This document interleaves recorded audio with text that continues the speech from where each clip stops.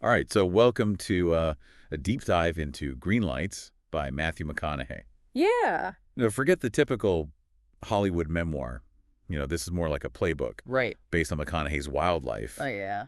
and we're going to be focusing on his early years, Okay. those experiences that shaped him, especially his relationship with his parents and their Interesting. unique outlook on success. I like it. It's a really interesting book. It is, yeah. I mean, it's fascinating how McConaughey uses this idea of green lights. Yeah. Those moments of approval or serendipity that kind of keep you moving forward. Uh-huh. He even relates them to like yellow and red lights, Oh, wow. challenges and pauses we all hit. Yeah, that makes sense. Yeah. I like that. Yeah. And the book itself is drawn from decades of his diaries and journals. I did not know that. Yeah, it's packed with stories, insights, even poetry. Wow. Trust me, you'll hear some surprising stuff about his life Okay, I'm ready. you wouldn't expect. Lay it on me. His childhood was definitely not ordinary. I gathered that much, yeah. His parents divorced twice, then remarried each other 3 times. Oh my goodness. You just imagine that family dynamic, Wow, that's intense. and it gets wilder. Oh, really? He describes this incident where his dad flipped the dining room table into the ceiling during an argument. What? Yeah, During an argument. during an argument. Oh my goodness. Talk about intense family dinners, right? That's wild, yeah.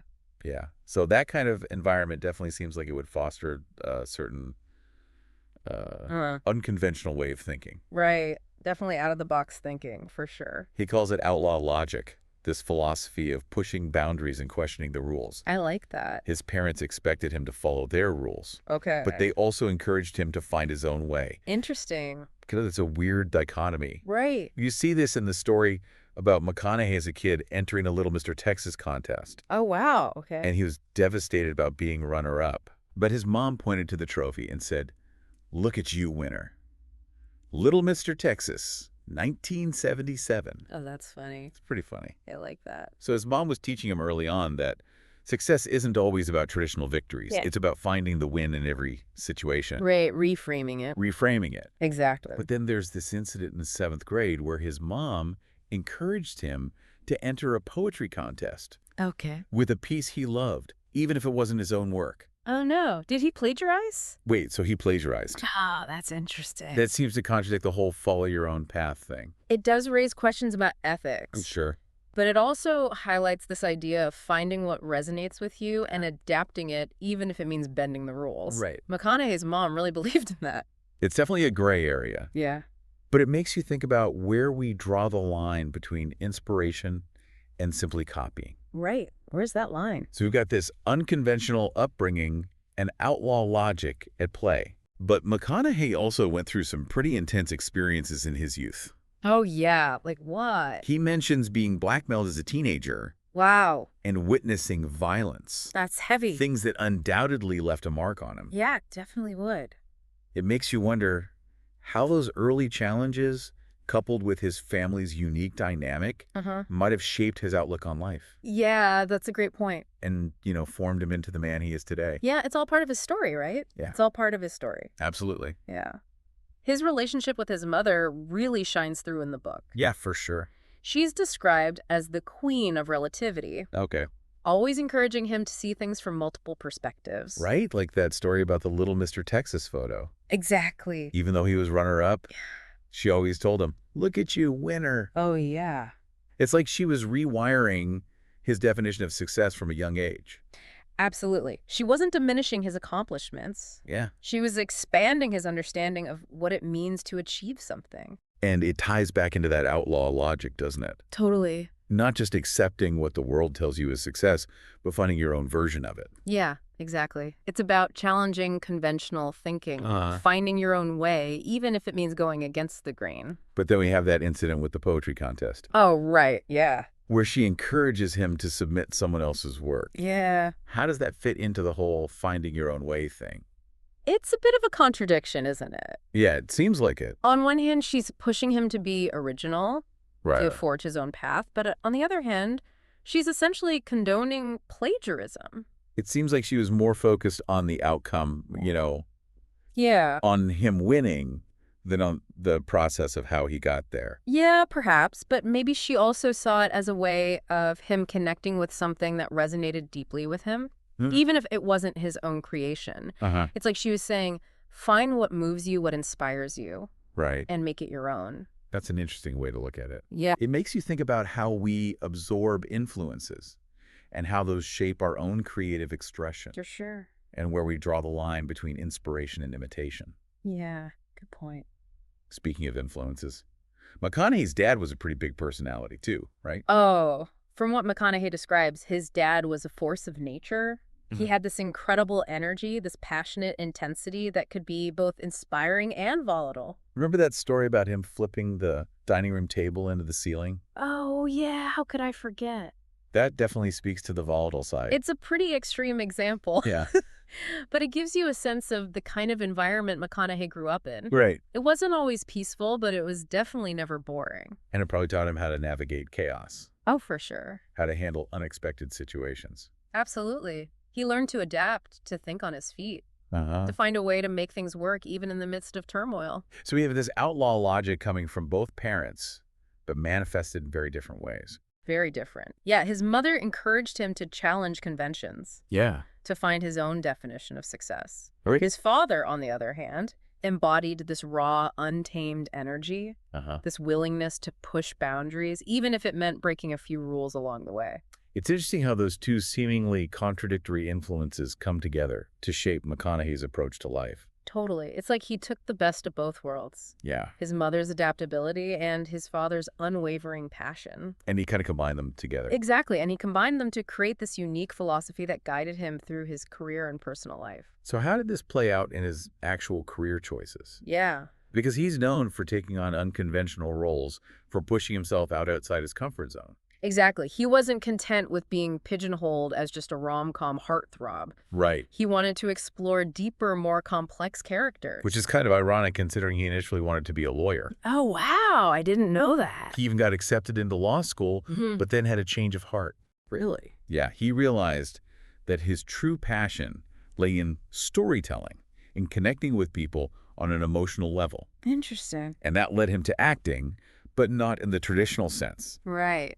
He wasn't afraid to take risks, to choose roles that challenged him, that pushed him to grow as an actor. And that's where that outlaw logic really comes into play. Okay, I see that. He wasn't afraid to go against the grain, to make choices that defied expectations. And it paid off.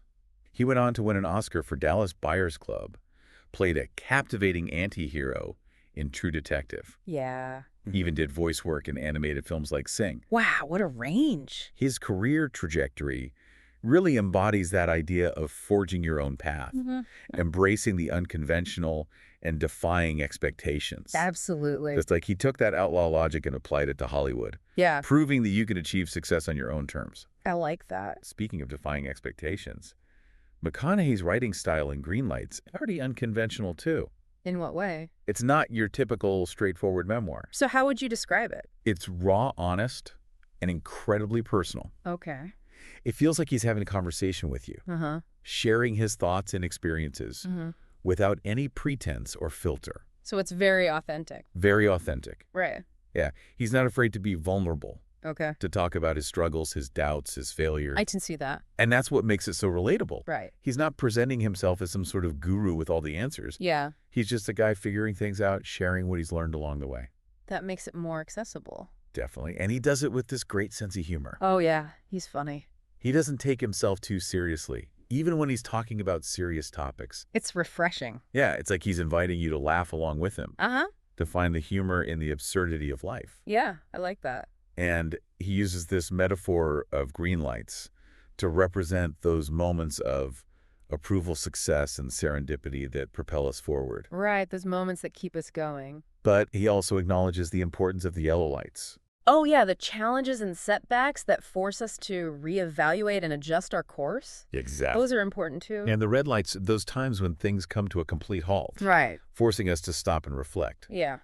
His point is that all of these signals are essential to our growth, Okay. that even the setbacks and detours can ultimately lead us to where we're supposed to be. It's all part of the journey. It's about finding the meaning in the mess, the opportunity in the obstacle. I love that. Exactly. Yeah. And it's that message of resilience, of adaptability, Yeah, that really resonates with readers. for sure. He's not saying it's easy, but he's saying it's possible to find those green lights, even in the midst of chaos. Absolutely. Now, there's one story that really illustrates this idea of recognizing and seizing opportunities. Okay, tell me more. The story of how McConaughey landed his breakout role in A Time to Kill. Oh, yeah, that's a good one. Ah, yes. The story of how he basically willed himself into that role. Wasn't just luck. It was a combination of talent persistence and a bit of that outlaw logic at play. So set the scene for us. What was going on in his life at the time?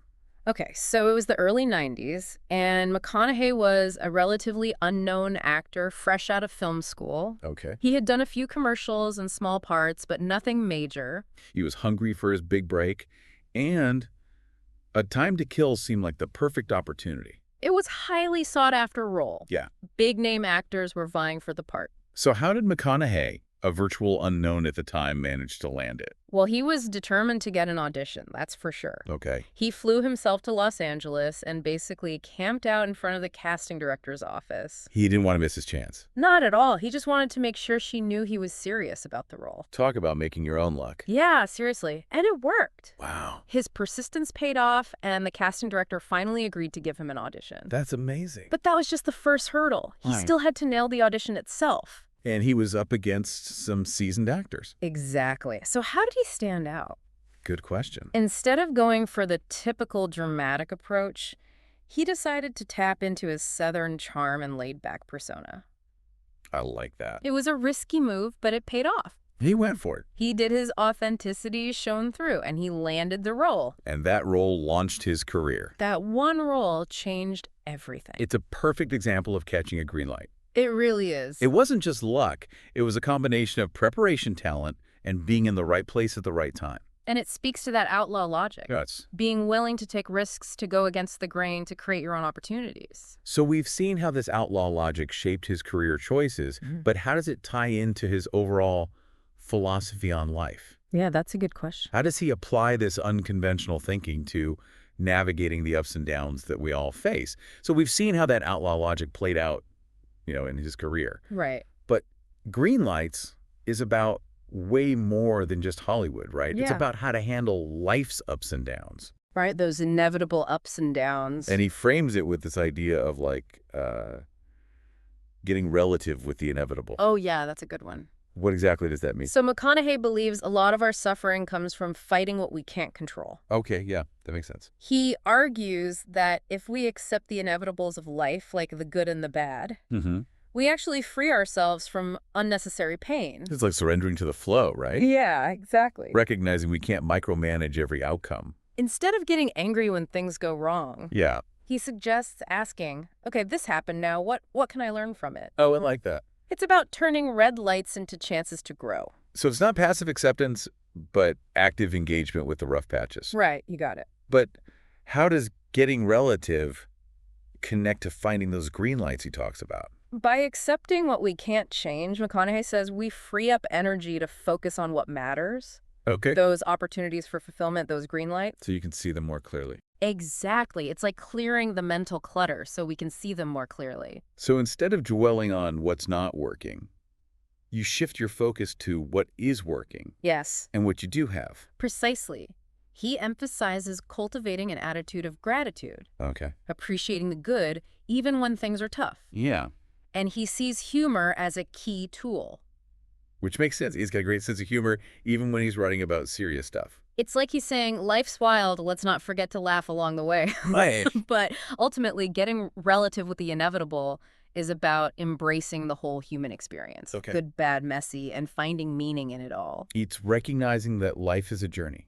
Right. And the most important thing is to engage fully, keep moving forward, even when it's bumpy. McConaughey's Green Lights is more than a memoir. Yeah, it's not your average celebrity memoir. It's a guide to navigating life infused with his wit and wisdom. It makes you think differently, question your assumptions, and embrace the unpredictable nature of life. He encourages us to recognize the green lights when they appear, Yeah. navigate the yellow lights with grace, and learn from the red lights that force us to pause and reflect. So what does all this mean for you, the listener? That's the big question. McConaughey leads us with a question. Okay, hit me. If Green Lights is about getting relative with the inevitable, Right. does that mean simply accepting things we dislike? Or can we actively shift the balance of those green, yellow, and red lights in our lives? That's the challenge he throws down. That's a good question. Maybe we can all find a few more green lights along the way. Yeah, I like that. Thanks for joining us on this deep dive. Until next time, keep chasing those green lights. Welcome back, everybody. Today, we're going to be taking a deep dive into something pretty intense. It's Matthew Perry's memoir, Friends, Lovers, and the Big Terrible Thing. Oh, wow. And you know what's really cool about this? You can actually get the excerpt that we're going to be talking about for free. Oh, nice. We have the link down in the description, so make sure to check it out after you listen. Mm-hmm. Now, this memoir, it's really raw. Yeah. It's honest, Yeah. especially when it comes to Perry's, struggles with addiction, Right. alongside, of course, him being this huge star on Friends. Right. I mean, we're going to be talking about a near-death experience, Wow. some surprising medical stuff, and even some cameos from some familiar faces. Oh, cool. So, yeah, there's a lot to unpack here. Yeah, it sounds like it. You know, what really grabs me right from the start is Yeah. how Perry just throws you right into the deep end, like those opening lines. Yeah. He talks about being dead and this just unimaginable pain. It's day 7 of him not being able to have a bowel movement. Oh. And he finally realizes, like, something is seriously wrong. Yeah, he describes it as this. The worst pain you can imagine, like a coyote is ripping him apart from the inside. Oh, my God. And it's day 7 at this point.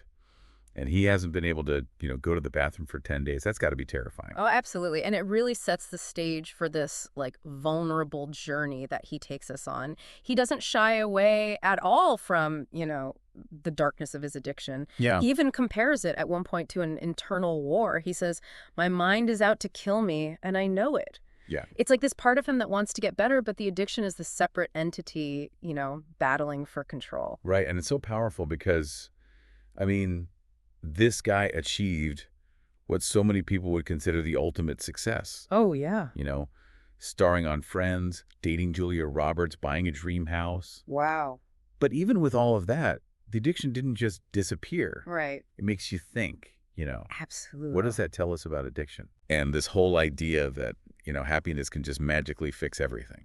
It definitely challenges that notion, I think Perry's honesty here is so crucial for breaking down the stigma around addiction.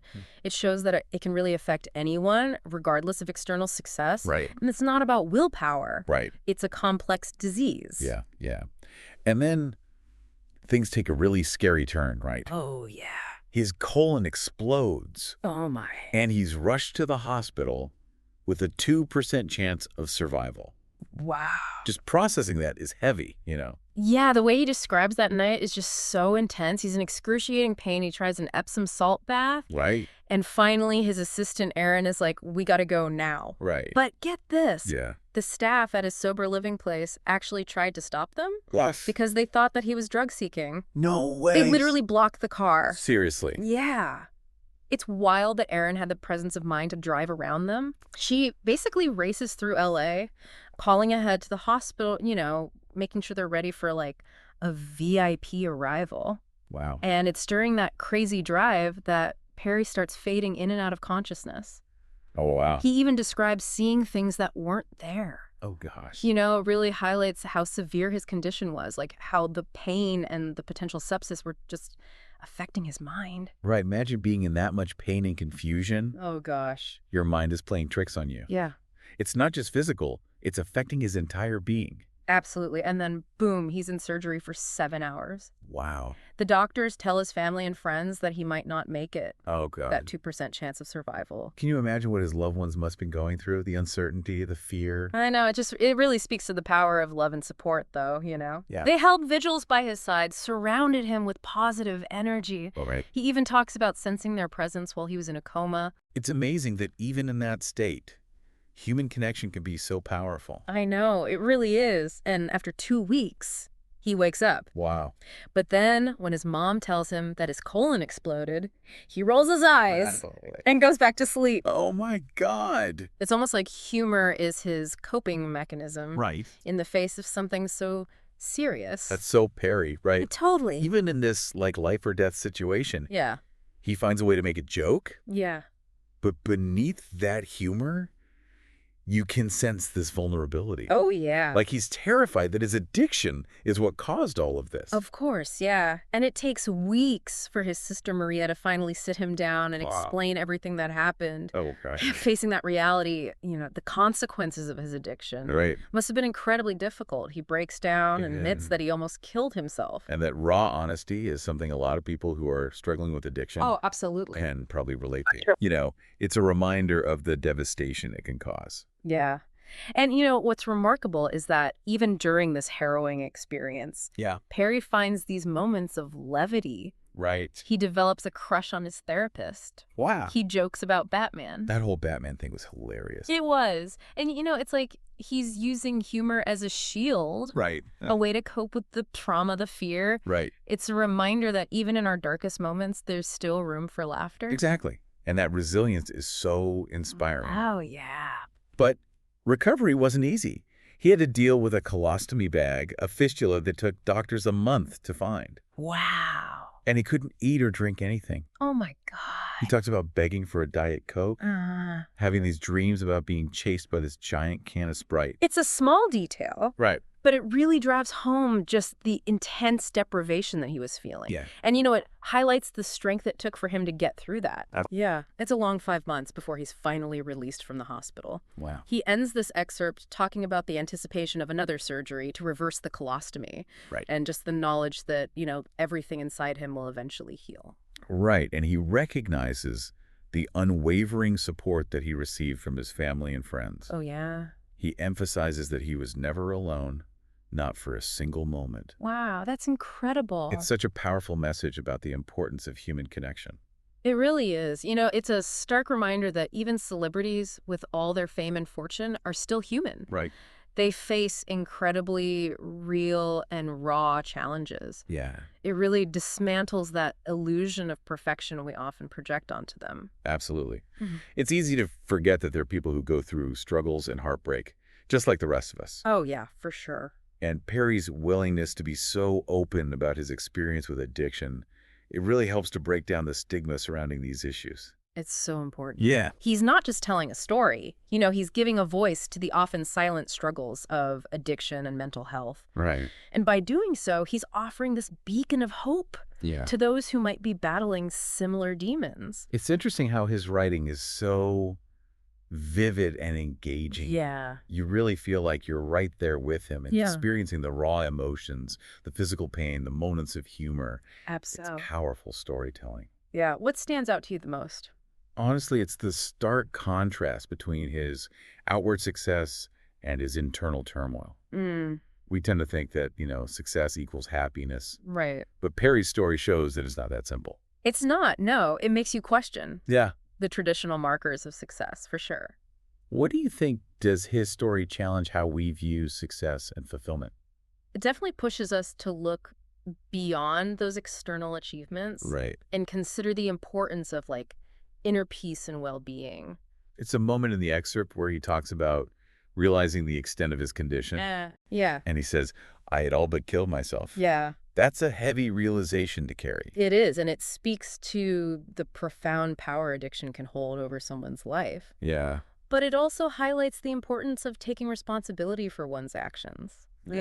Facing those consequences head on, as Perry does, is crucial for the healing process. He doesn't shy away from the less glamorous aspects of his recovery either. Right. Like having to wear a colostomy bag. Yeah, that must have been incredibly challenging. Yeah. Both physically and emotionally. And let's be honest, most people don't even know what a fistula is. Yeah. It's this abnormal connection that forms between organs. Right.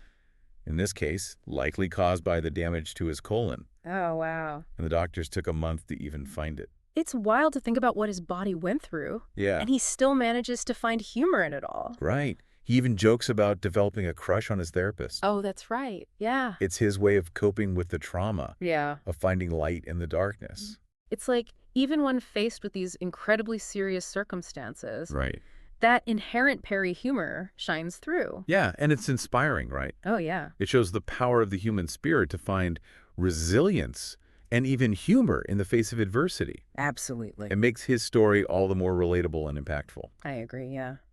What do you think it is about Perry's story that resonates so strongly with people. I think it's his vulnerability. Yeah, He's not afraid to show his flaws, to admit his mistakes, right. and in doing so, he makes himself relatable to anyone who's ever struggled with anything, Of course. whether it's addiction, heartbreak, or just the everyday challenges of life. And it's not just the vulnerability, it's the honesty with which he describes his experiences. Right. You can tell he's not holding anything back. Yeah, it makes you feel like you're getting a glimpse into his soul. Absolutely. And that rawness, that authenticity, Yeah. is what makes this memoir so powerful. Yeah. It's not just a celebrity tell-all. It's a deeply personal and moving account of one man's journey through darkness and into the light. I think that's a great way to put it. Yeah, It's a story of resilience, you're right. of hope, Yeah, and ultimately of redemption. yeah. And it's a reminder that even in the darkest of times, there's always a chance for healing and a path back to the light.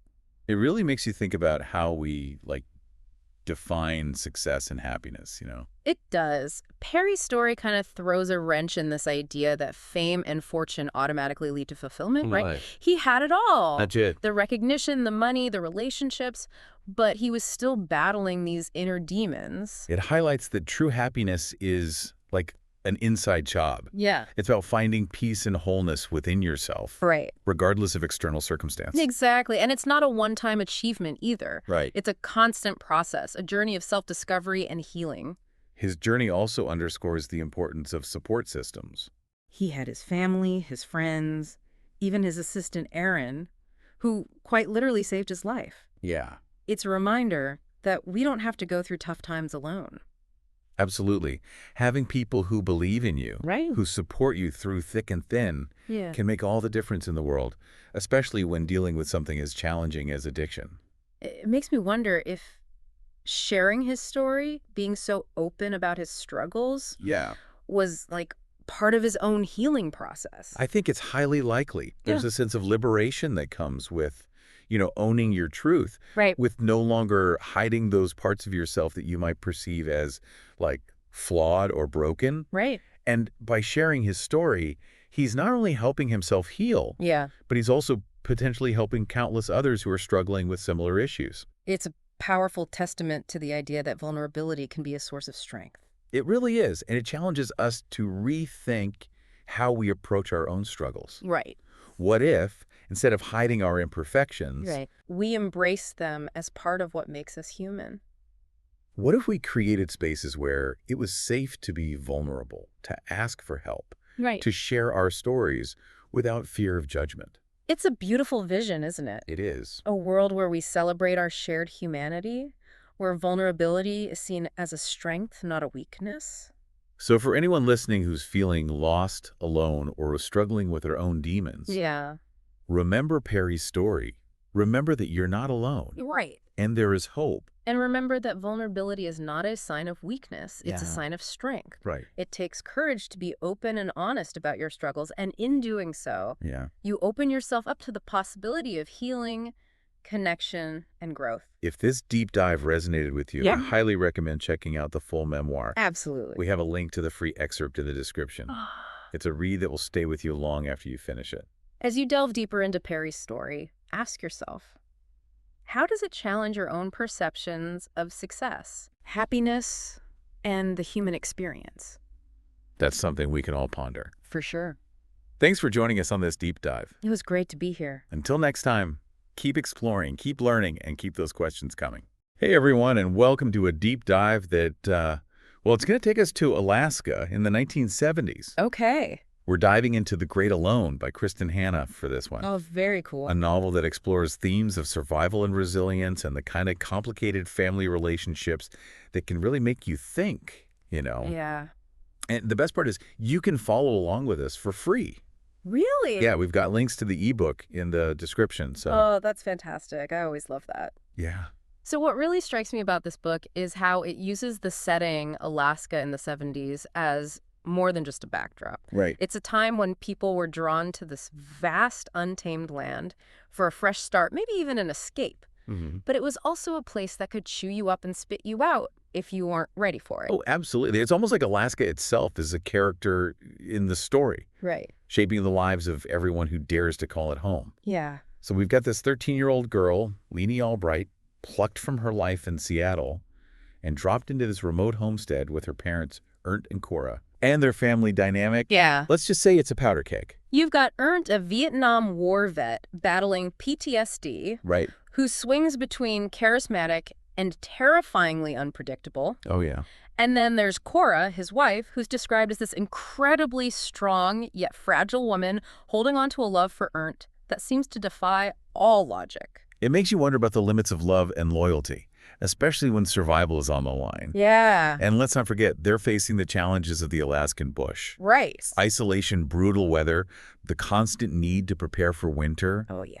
Hannah really throws you into that world with vivid descriptions of everything from the breathtaking beauty of orcas and glaciers to the chilling darkness of winter and the ever-present danger of bears. It's not just about surviving the elements, though. It's about surviving within your own family unit. Yeah. And in the Albrights' case, that becomes just as dangerous, if not more so, than anything the wilderness throws at them. Okay, so imagine trying to build a life in this harsh landscape. You're relying on hunting, fishing, gardening, everything you need to be self-sufficient. Wow. You're miles from any real town, so your neighbors become your lifeline. And that sense of community is both a blessing and a curse. You rely on each other for support, for sharing resources, for just plain human connection. Right. But there's also this undercurrent of tension, a constant awareness of the fine line between helping and meddling. It's like walking a tightrope. Exactly. And then you throw in Lenny's relationship with Matthew Walker, Yeah. whose family represents a more settled, even prosperous side of Alaskan life. Their friendship becomes this flashpoint, especially with Ernst. That's where the social dynamics of the Alaskan bush get really interesting. You have these different layers of experience, those who've carved out a hard-won existence, and those who arrive with more resources, maybe even a sense of entitlement. Right. It creates friction, especially when it comes to someone like Ernst, who already feels like the world is against him. And in the middle of all this is Lainey trying to figure out who she is in this wild, unpredictable world. Yeah. You see her slowly transforming from this somewhat naive teenager into a strong, resourceful young woman. Right. But it's not without its costs. What's striking about Lainey's coming-of-age story is how it's intertwined with her father's descent into darkness. Yeah. Ernst's PTSD isn't just a background detail. It becomes this oppressive force that hangs over the entire family, pushing them all toward a breaking point. Absolutely. There's this one scene where Ernst gives Lainey a bag of clothes he salvaged from the dump, and she and Cora are horrified. Oh, wow. It's a stark reminder that what's considered treasure in their new life is a symbol of poverty and shame in the world they left behind. That moment really highlights the clash between their old life and their new reality. It's not just about material possessions. It's about how their sense of identity is being reshaped by this harsh environment. Yeah. And for Lainey, it's a turning point where she starts to understand the true cost of survival in the Alaskan wilderness. And it's not just the external challenges they face, right? Oh. It's the fear within their own home. Yeah, The feeling that Ernst could erupt at any moment. exactly. You can feel the tension building chapter by chapter. The way Hannah describes the isolation and darkness of the Alaskan winter really amplifies that sense of dread. Right. It's almost like the environment itself is closing in on them, mirroring Ernst's increasingly unstable mental state. Yeah. You get this feeling that something terrible is about to happen. And then it does on Christmas Eve. Ernst crosses a line. He attacks Cora, leaving her badly injured. Oh, no. It's a terrifying moment that forces Lainey and Cora to make a life-altering decision they have to escape.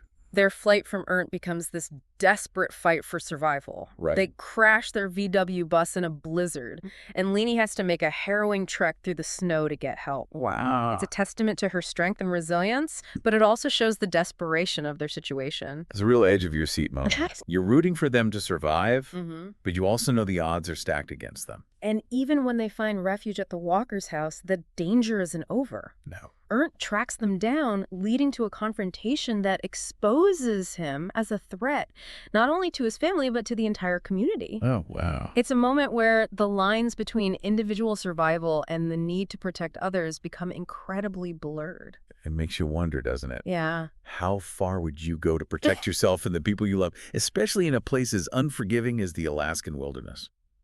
That's a question that lingers long after you finish the book. Mm-hmm. And I think that's what makes this deep dive so compelling. Yeah. It's not just a story about survival, but a story about The choices we make when faced with impossible odds, Right. and the consequences that ripple outward long after the immediate danger has passed. We're just scratching the surface here. There's so much more to unpack.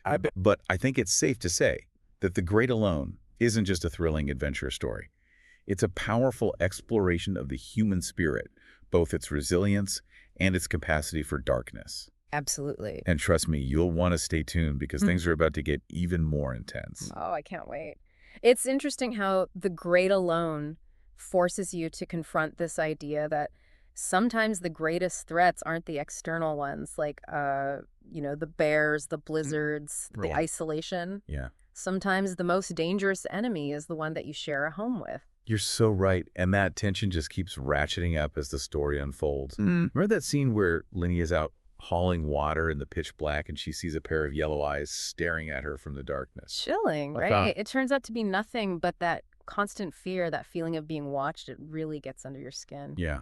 It speaks to the psychological toll that living in such an unforgiving environment can take, especially when combined with the threat of Ernst's unpredictable violence. It's like every shadow holds a potential danger, both real and imagined. And for Lenny, that feeling of being trapped, of having nowhere to turn, is as much a part of her reality as the physical challenges of the Alaskan wilderness. And then there's the community, this tight-knit group of people who are both a source of support and a potential source of judgment. Think about this larger-than-life character who becomes a kind of surrogate mother to Lenny. Right. She's tough, resourceful, and fiercely protective, but she also represents the traditional values of the Alaskan bush. It's like she embodies the duality of that world, right? Yeah. The warmth and generosity of the community, but also the unspoken rules and expectations that can feel suffocating, especially for someone like Lenny, who's trying to find her own way. Exactly, and that tension really comes to a head when Lenny and Cora are forced to seek refuge at the Walker's house. Yeah.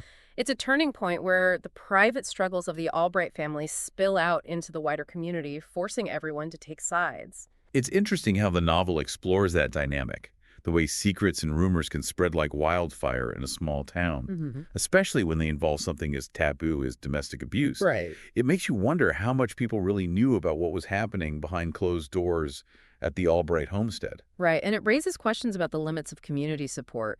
How far are you willing to go to help someone who's being hurt by their own family? And what happens when those actions have unintended consequences? Because let's face it, the community's intervention doesn't exactly go smoothly. Ernst doesn't just go away quietly.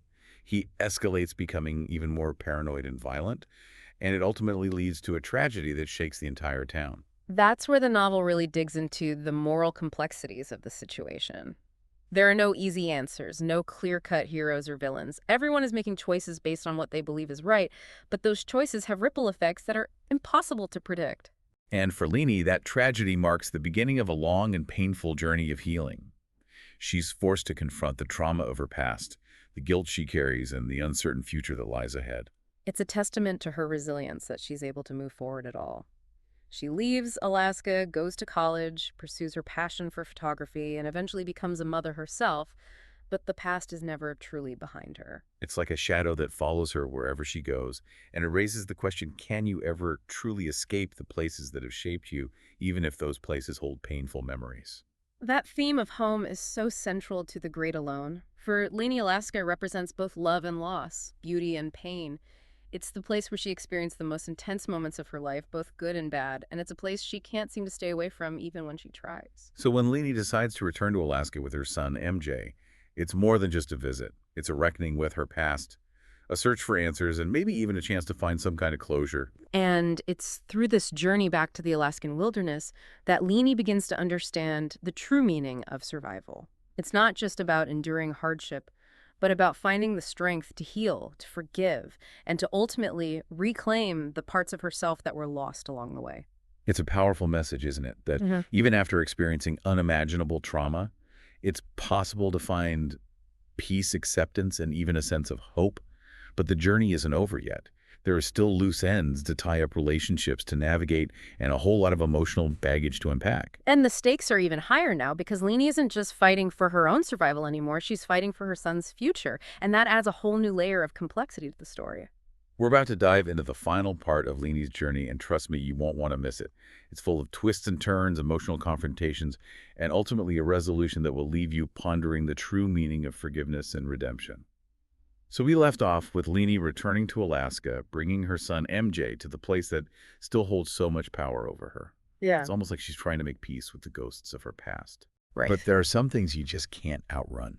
Especially in a place like the Alaskan bush where secrets have a way of clinging to the landscape, and Leanie's been carrying a heavy one. Yeah. The truth about her father, Right. about what happened that night in the blizzard, about the choices she and her mother were forced to make. It's not just her burden to bear, though.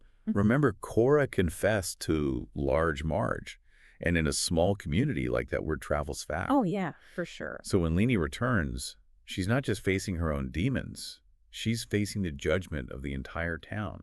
It's interesting how the novel explores that theme of community forgiveness or lack thereof. Right. These are people who've relied on each other for survival, who've shared hardships and celebrations, who've built a life together in this unforgiving wilderness. Yeah. And yet there are lines that even they are hesitant to cross. It's like a test of their values. Yeah. Right? Yeah. What happens when the person who needs forgiveness is one of their own? Can they reconcile the past with the present, or will the scars of that shared trauma remain forever? And for Lenny, it's a double-edged sword. Yeah. On one hand, she craves that sense of belonging, that acceptance from the people who were once like family to her. Right. But on the other hand, she's fiercely protective of her son. And she doesn't want him exposed to the whispers, the judgments, the shadows of her past. It's a tough position to be in. Yeah. And it becomes even more complicated when she reconnects with Matthew, who's been living a quiet life in a rehab facility, still dealing with the physical and emotional fallout of the accident that changed everything.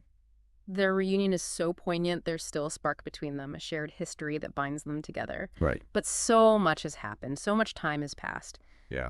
They're both different people now, shaped by the experiences that have both separated them and in a way brought them full circle. And then there's MJ, Right. who has no idea about the connection between his mother and Matthew, about the role Matthew might have played in his very existence. It raises a whole new set of ethical questions, doesn't it? How much of the past should Leanie reveal to her son? At what point does protecting him become a form of deception? And what about Matthew's right to know the truth, to have a relationship with his son, however unconventional it might be? These are the kinds of dilemmas that The Great Alone throws at you. And there are no easy answers. But what strikes me is how Leanie navigates these complexities. Yeah. She's no longer the scared teenager who was at the mercy of her father's rage. She's a mother, now a woman who's been through hell and back, and she's determined to create a better life for her son, even if it means confronting painful truths. And that confrontation takes a dramatic turn when she finally goes to see her father at the abandoned homestead. He's completely lost in his own paranoia, armed and dangerous, and Leanie has to use all her survival skills to protect herself and her mother. Talk about a heart-stopping moment. Yeah. It's like all the tension that's been building throughout the novel explodes in that scene, and it forces Leanie to make a choice. Will she succumb to the cycle of violence that has defined her family, or will she finally break free? It's a powerful moment of reckoning, and in a way, it's also a moment of liberation. Right. By standing up to her father, by refusing to be a victim any longer, Leanie reclaims her agency, her strength, her right to define her own life. But that liberation comes at a cost. Leanie and Cora are forced to flee Alaska, once again leaving behind everything they've built. It's a bittersweet ending filled with both loss and the promise of a new beginning. And it's a reminder that sometimes survival means leaving behind the places and people that hold us captive, even if those places are also a part of who we are. The Great Alone takes you on an emotional roller coaster.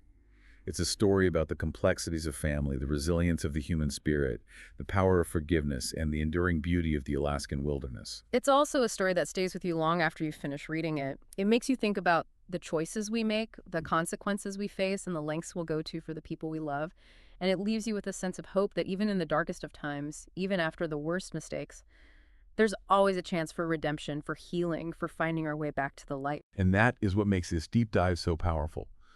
It's not just about escaping into a good book. It's about confronting the big questions, the ones that make us grapple with what it means to be human, to love, to lose, to survive. So if you haven't already, I highly recommend checking out The Great Alone. It's a journey worth taking. And as always, thank you for joining us on this deep dive.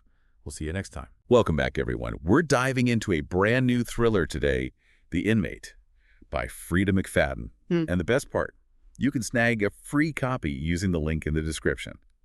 So we're meeting Brooke today.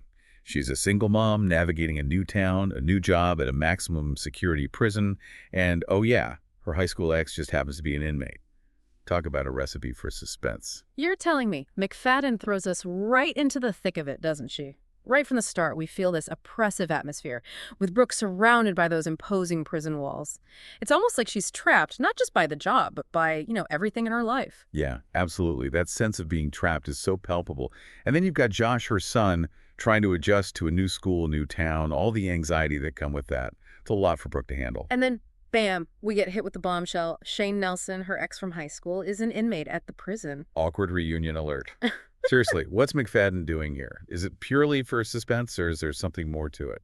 I think it's a clever mix of both. I mean, on the surface, it's a fantastic way to ratchet up the tension, instant danger, this constant reminder of Brooke's past.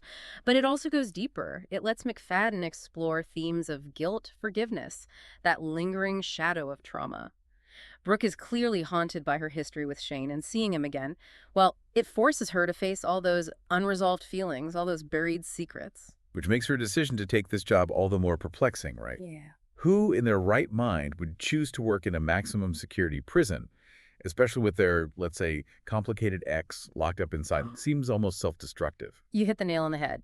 And that's what makes Brooke so compelling. She's not this fearless, perfect heroine. She's flawed. She's desperate. She's making choices that maybe aren't the best, but they're the only ones she sees. It makes her so relatable, even when you question her actions. So we've got this complex character, this pressure cooker setting, and then McFadden adds another layer of the family drama. Brooke's relationship with her deceased parents is, well, strained, is putting it mildly.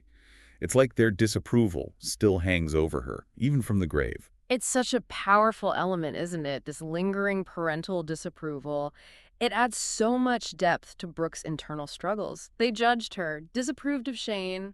Even though they're gone, she's still trying to earn their validation, break free from their expectations. It's something so many people can relate to, right? That struggle to live up to what our parents wanted, even when those expectations are unrealistic or, maybe even hurtful. Then we have Tim, Brooke's childhood best friend. The seemingly perfect guy next door. Supportive, helps out with Josh, and honestly, there's a definite spark between him and Brooke. Right. Tim's presence is so interesting. He's like this breath of fresh air, a symbol of stability and normalcy. Such a stark contrast to the chaos of the prison and the darkness of Brooke's past. It's like McFadden is offering her a glimmer of hope, a chance for a normal life, but then she pulls the rug out from under us. And that's where things take a huge turn. We're thrown back 11 years to a pivotal night, a high school party at Shane's house, a drinking game gone wrong, and a classmate ends up dead. Talk about a bomb dropping on the story. It shatters any sense of stability we might have had and makes us question everything. And the way McFadden reveals the details of that night is brilliant. We see it all through Brooke's fragmented memories, clouded by alcohol and suppressed trauma. The uncertainty, the shifting blame, the feeling that anyone could be the killer. It's pure dread and keeps you guessing every step of the way. Absolutely. Keeps you on the edge of your seat, that's for sure. Yeah. So let's talk suspects. Do you think McFadden is deliberately throwing us off with red herrings, or are there actual clues pointing to the real killer? It's a tricky one, isn't it? I think it's a mix of both. She's a master of misdirection, that's for sure. She wants us guessing. But she also drops these subtle hints, inconsistencies in what people say, little details that make you stop and rethink things. It's like a puzzle box. And we're trying to piece together the truth right alongside Brooke. And just when you think Brooke is starting to piece things together from that night, we get another twist. Turns out, Tim, good guy Tim, wasn't just a witness at that high school party. He was actually convicted of the murder. Whoa, whoa, whoa. Hold up a sec. Tim, the stable one. Convicted of murder. This changes things, doesn't it? It's like McFadden's messing with our heads, making us question who we should trust. Exactly. And to make things even more complicated, he was later exonerated. New evidence came to light, pointing the finger at Shane. So now you have two potential suspects, both with a history of violence, both tied to Brooke in a deeply personal way. Okay, so Tim, wrongly accused in the past, and Shane, currently doing time for the same crime. So a weird parallel, isn't it? Do you think McFadden is suggesting a connection between these two cases? I think it's definitely something she wants us to consider. Is it just a coincidence that both of these guys were implicated in the same murder? Or is there something more going on, some hidden link we haven't uncovered yet? This is where McFadden's thriller skills really shine. She throws in these seemingly unrelated details, these little breadcrumbs that make you question everything. It's like we're caught in this web she's weaving, trying to figure it all out. But let's not forget Brooke, right? She's dealing with all of this while trying to juggle a job and be a single mom. That's a lot of pressure. Oh, absolutely. And it's in those quieter moments, those everyday scenes, that McFadden's writing really hits home. We see Brooke struggling to balance it all, fighting her own fears and anxieties, trying to shield her son from the truth. It reminds us that even in the middle of all this chaos and suspense, there's a very human story at the heart of it all. Then, just when you think things might be calming down a bit for Brooke, she stumbles upon a chilling discovery in Tim's basement. McFadden just doesn't let up, does she? Always throwing in these shocking twists that keep you hooked. Finding Kelly Underwood's body in Tim's basement is a major turning point in the story.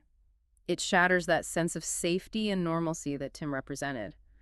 Brooke's forced to face the possibility that maybe she was wrong about him all along. Okay, so Tim, the seemingly perfect guy next door, is now the prime suspect in another murder.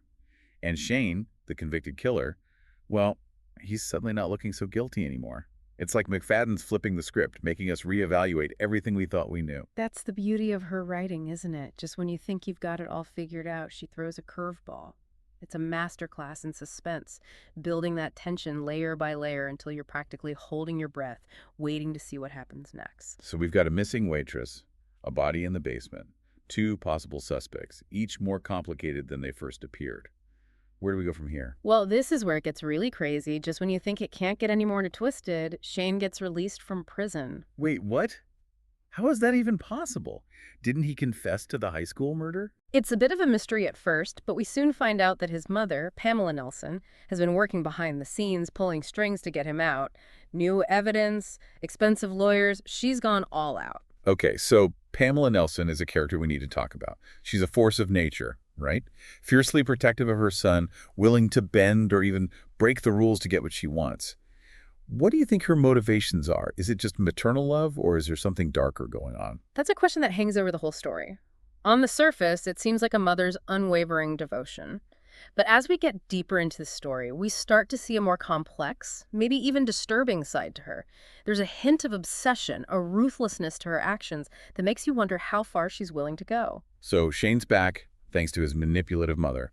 Brooke is now face to face with her past, forced to protect her son from the truth about his father. The stakes have just gone way up. Absolutely. And the tension just keeps building. Brooke starts spending more time with Shane, helping him fix up his old farmhouse, trying to figure out what really happened that night 11 years ago. And all the while, she's wrestling with all these conflicting emotions, guilt, fear, maybe a little bit of that old attraction, and that constant worry about what will happen if Josh finds out who his father really is. Talk about a recipe for disaster. Putting Shane in close proximity to Josh, even if it's just as a friend. Does Josh suspect anything? Thankfully, no. Josh just sees Shane as this cool older guy who teaches him baseball, gives him advice, a much-needed male figure in his life. It's actually kind of sweet to see them together, but it adds this whole other layer of anxiety for the reader. You know the truth about Shane, you know the danger he could pose, and you're just waiting for something to happen. Like a ticking time bomb, right? And then there's Tim, watching all this unfold between Brooke and Shane. Clearly suspicious, maybe even a little jealous. But he's also the main suspect in Kelly's murder, so he can't exactly intervene without drawing attention to himself. Yeah, Tim's in a tough spot. He knows something's off with Shane, but he can't act on it without incriminating himself. And then there's the question of why he was framed for the high school murder in the first place. Was it just random? Or is there a deeper connection between Tim and Shane that we haven't figured out yet? So many tangled relationships, secrets, and lies. Brooke is right in the middle of it all, trying to protect her son, uncover the truth, and just survive this emotional roller coaster McFadden has created. It's one of those books that stays with you long after you finish it. It really is. It gets under your skin, makes you question your own ideas about truth and justice. And the best part is, we're not done yet. There are still so many twists and turns ahead. Trust me, you won't see the ending coming. Okay, so we left off with Brooke in a really impossible situation. Shane's out of prison, Tim's looking like the bad guy, and Brooke's caught in this web of secrets going back years. Where does McFadden take us next? This is where the story gets really dark. Brooke, desperate for answers, confronts Pamela Nelson. She wants to warn her about Shane, protect Josh, But things don't exactly go to plan. She goes head-to-head with the woman who got Shane out of prison. Wow, that takes some serious courage. So what happens? Does Pamela believe her? Not at all. In fact, Pamela drops a bombshell. She confesses to killing Chelsea at the farmhouse all those years ago. Wait a minute, Pamela was the killer the whole time, but why? What was her motive? And what about Tim? Was he really involved or was he just set up? It's a revenge thing, a twisted kind of revenge. Pamela reveals this deep-seated grudge against Brooke's family, stemming from a past romance with Brooke's father. She blames them for the life she never had and saw the murders as a way to punish Brooke. It's a chilling realization. It shows just how far her resentment goes. As for Tim, it turns out he was framed from the very beginning. Pamela and Shane manipulated everything, planting evidence to make him look guilty of Tracy Gifford's murder. They knew he was connected to Tracy, so he was an easy target, and it kept suspicion off them. This is just messed up. So Tim was innocent all along, and Pamela and Shane are the masterminds behind this whole twisted plan. But what about Kelly Underwood? Was Pamela involved in that too? Yes, Pamela admits to killing Kelly as well. She needed to get Shane out of prison, and framing Tim was the only way to do it. It's cold, calculated, and it shows she's willing to do anything, even sacrifice an innocent life to protect her son. This is insane. Brick is trapped with a self-confessed murderer, a woman who's been lying and manipulating people for years. What happens next? Everything spirals out of control. Pamela realizes Brooke knows the truth, and she pulls out a gun to silence her for good. Brooke, in a moment of desperation, lunges for the gun and it goes off. It's a struggle, chaotic, but Brooke manages to overpower Pamela and escape into the woods. She's injured, terrified, but determined to find Josh. It's like something out of a nightmare. Alone, hurt, with a gun she doesn't know how to use. Does she find Josh? And what about Shane? Where is he in all of this? Eventually, Brooke finds Josh, thankfully safe. He tells her Shane's been hurt, needs help. Still reeling from everything Pamela told her, unsure who to trust, Brooke follows Josh to where Shane is lying injured in the snow. He fell through the ice on a frozen pond, barely conscious, calling out for help. It's heartbreaking. Despite everything that's happened, Brooke wants to help. But can she really trust him? All the manipulation, the murders, the lies, it feels like a trap. This is the ultimate test for Brooke. Can she forgive Shane? Can she risk her own safety and Josh's to help the man who's caused so much pain? Her decision is both heartbreaking and incredibly powerful. So what does she do? Does she just leave him there? She makes it the agonizing choice to leave Shane behind. She takes Josh and runs, knowing they have to get as far away as possible. It's a gut-wrenching decision, but it's about survival. She chooses her son, chooses herself, and finally breaks free from the cycle of manipulation that's controlled her life for so long. That has got to be one of the hardest decisions anyone could ever make. To walk away from someone who's hurt, even if they deserve it. What happens to Shane? Does he make it? The ending is open to interpretation. We don't know for sure if Shane lives or dies, but McFadden makes it pretty clear that he probably succumbs to his injuries. Brooke and Josh escape, but they'll always carry the scars of what they've been through. It's a reminder that even when justice is served, the past can still haunt us. This deep dive has been intense. We started with a woman looking for a fresh start and ended up in this whirlwind of secrets and murder. What's the takeaway here? What can we learn from Brooke's story? I think it emphasizes the importance of trusting our gut, seeing those red flags in relationships, and finding the strength to walk away from unhealthy patterns. Brooke spent years doubting herself, and it almost cost her everything. Her journey reminds us that we have the power to choose our own path, define our own truth, and protect ourselves and the people we love. That's such a powerful message. So after all this, do you think Brooke can move on, find peace? McFadden leaves that for us to consider. The ending is open, allowing us to imagine Brooke and Josh rebuilding their lives, finding healing, maybe even happiness. It shows the resilience of the human spirit, our ability to grow, and the power of hope, even after experiencing such trauma. Wow, what a story. If you're looking for a thriller that will keep you on the edge of your seat, The Inmate is it. And don't forget, you can get a free copy using the link in the episode description.